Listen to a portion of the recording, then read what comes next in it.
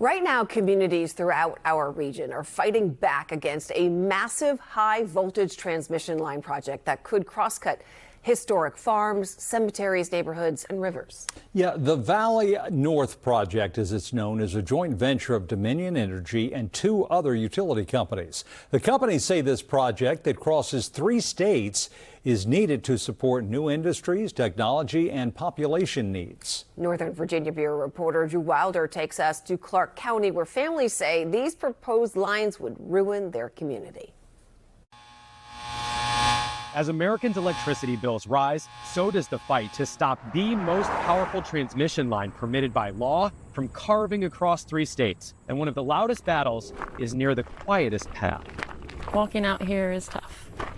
On a farm 2 years older than our country, Bevan Lewis isn't ready to say goodbye. I miss him so much. On one end of this driveway, a farm that's been in her family for 8 generations. At the other end, the grave for her late husband, Mark, who passed away last year. He was my person. Each day she comes to sit by his grave, but she worries those days are numbered because a new high voltage transmission line is being developed, and one of the proposed routes, she's learned, would hit entirely too close to home. Right over top. They're going right over where I just buried my husband. And I mean, literally, this is going to make it so we can't live here anymore. A joint venture between Dominion Energy, TransSource, and First Energy Transmission. It's called the Valley North Project. The Valley North Project is designed to strengthen the backbone of our regional power system. This is a portion of a video produced by the project team. The project, developed by Valley Link, will accomplish this with a new 765 kilovolt transmission line that runs about 260 miles from Putnam County, West Virginia, to Frederick County, Maryland. 765 kilovolt lines are the highest voltage lines permitted in the United States, and this one would slice through 25 counties across 3 states using eminent domain to carve a 200-foot wide path across historic farmland, neighborhoods, cemeteries, and rivers. There are 3 proposed paths, and one through Clarke County would run near the elementary school and the high school, and our soccer fields, our football fields, our baseball fields. Right over the community park, going over the place where you're raising your children and your grandchildren. Where my grandchildren play soccer. Several county governments in West Virginia have voted to formally state their opposition to this project.